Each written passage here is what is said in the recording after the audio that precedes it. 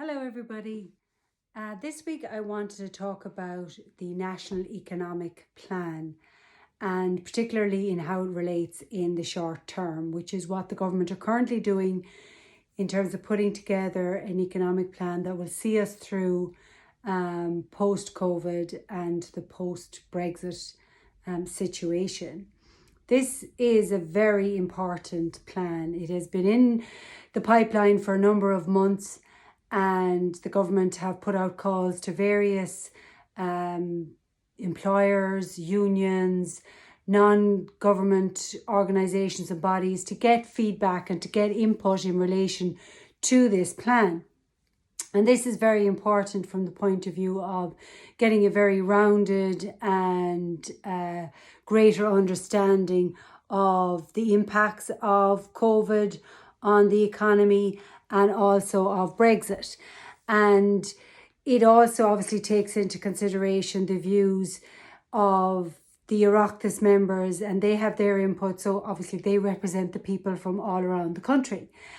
And it also ties into what the EU COVID Recovery Fund will give us.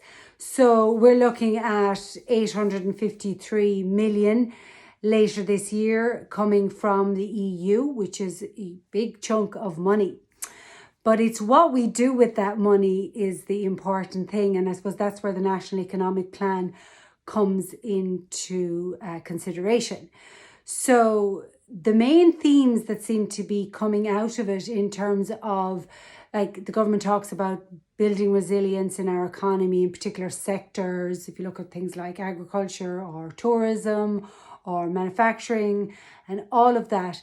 And also like to make the economy, I suppose, more inclusive. And they do talk about balance. And by that, I presume we mean balanced regional development, which is something we've talked a lot about. And also about future-proofing the economy in terms of if other shocks happen in the future, how do we ensure that our economy can cope with that? So that's all well and good. And then when it comes down to the detail of where the money is spent to invest in that economy, they are focusing on things like digitisation and greening of the economy, which again, it's the way forward, and maybe this is a way to fast track some of those. And funnily enough, I suppose digitisation and the greening of the economy are things that can feed in very well to a post-COVID world.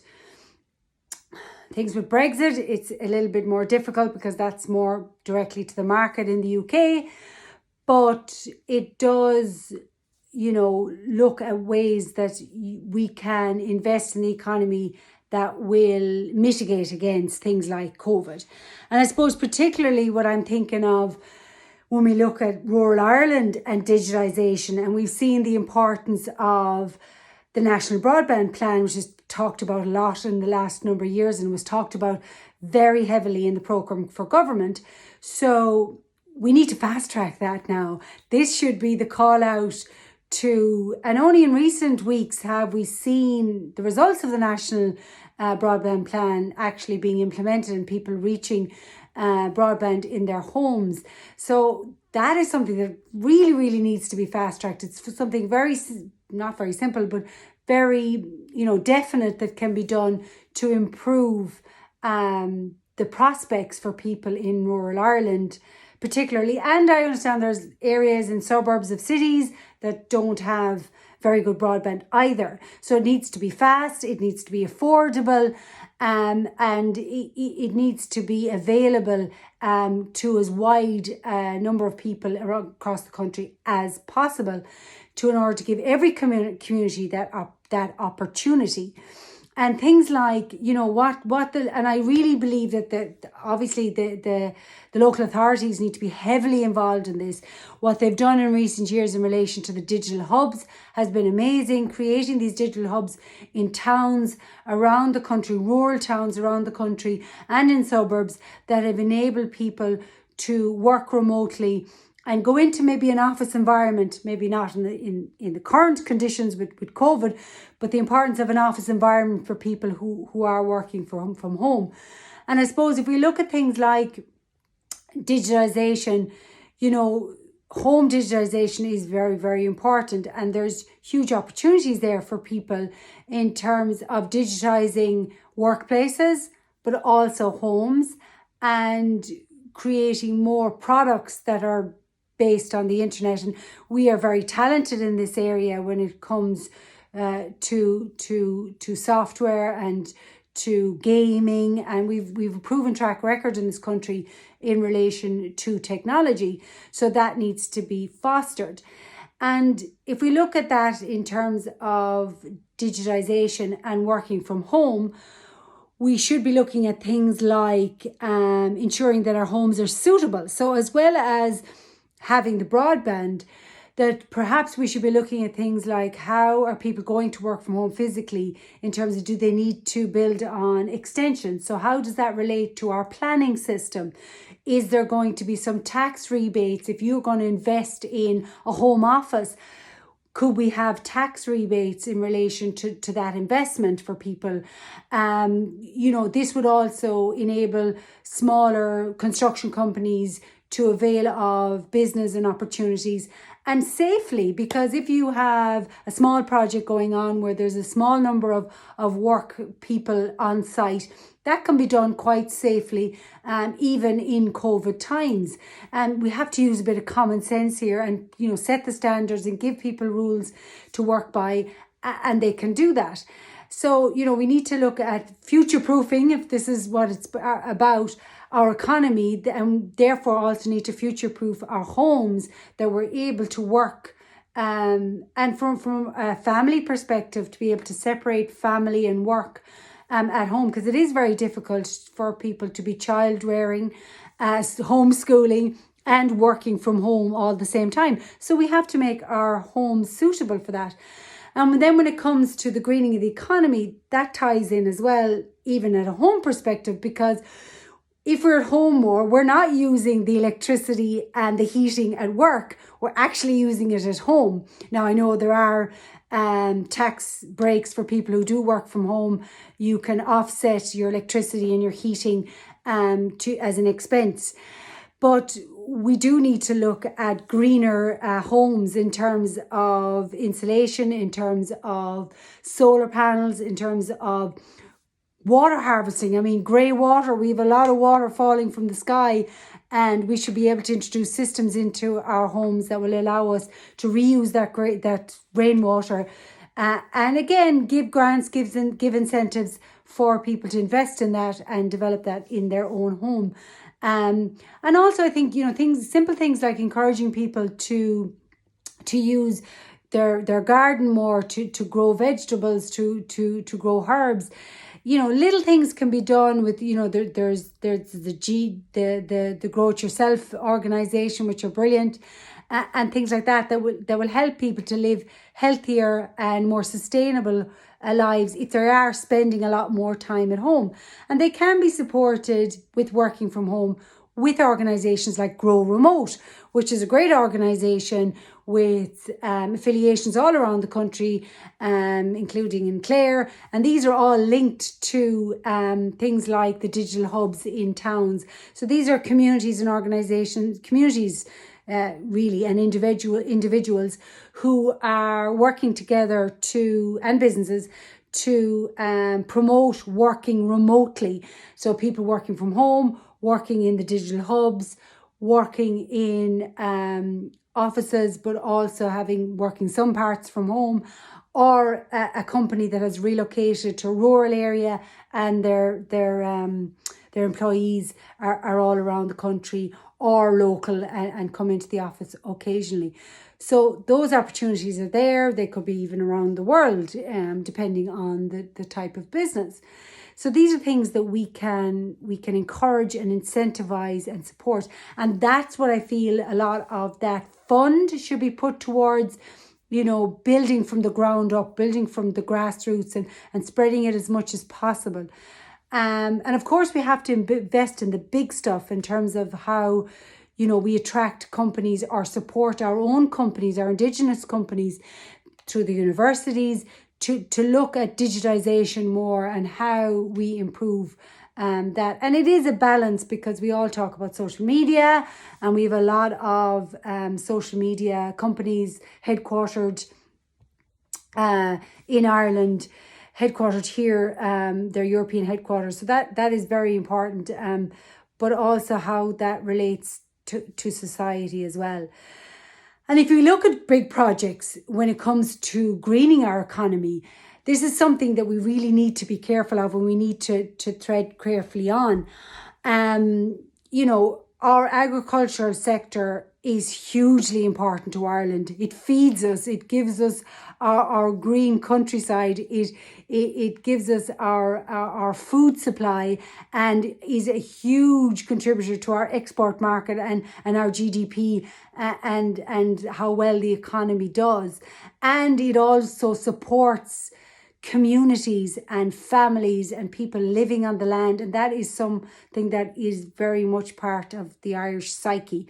So we need to protect that.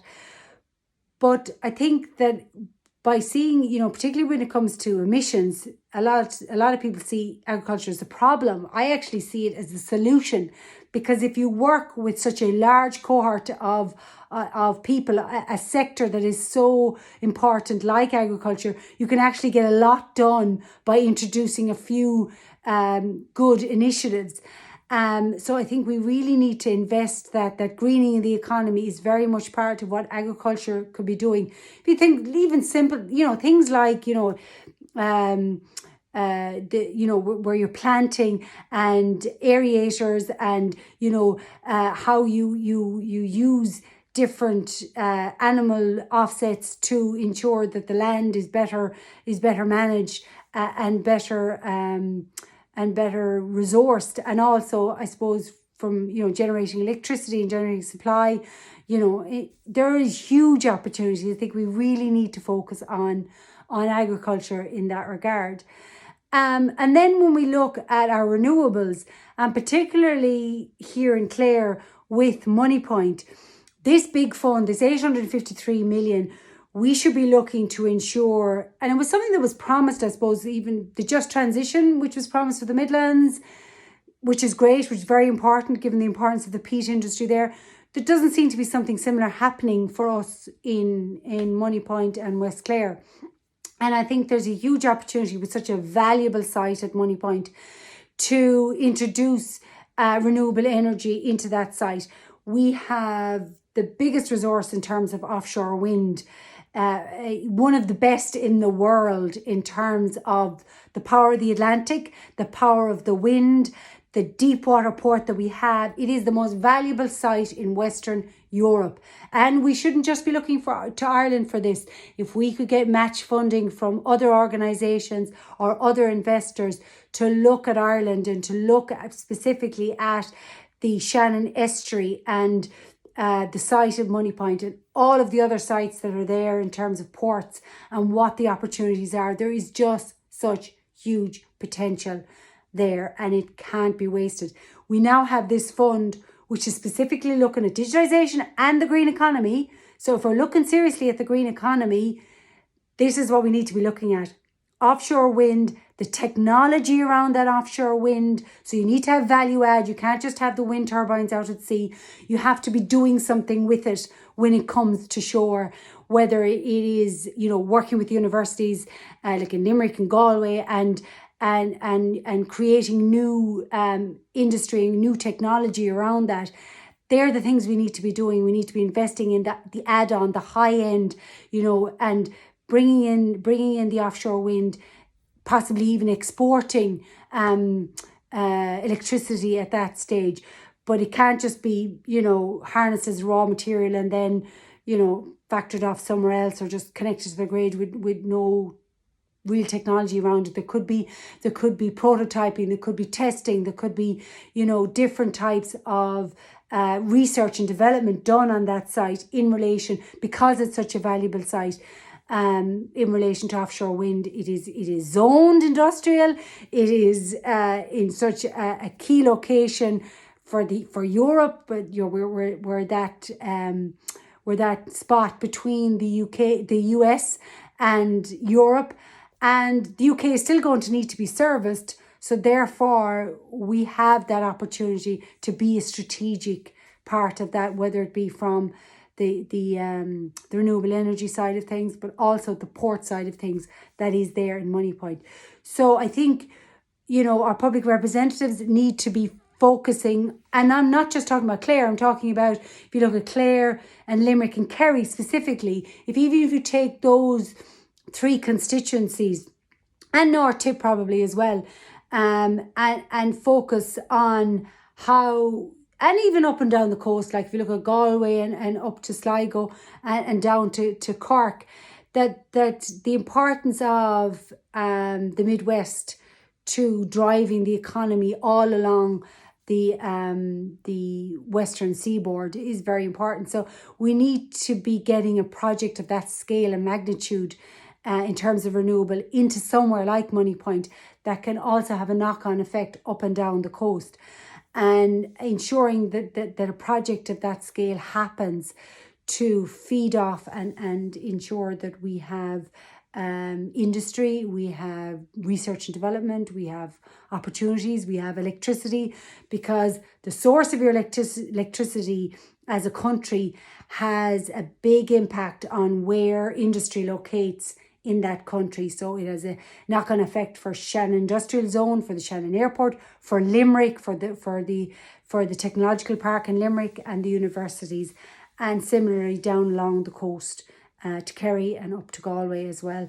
In terms of electricity supply, it's vitally important that we have some major project at Moneypoint when it comes to renewable energy. And that is something that is, I've spoken about before, and I think everyone has, and everyone knows the importance of it. But I think it's time now. And I mean, our local authority has done huge work on the estuary and on the zoning around it and on the strategic plan for it.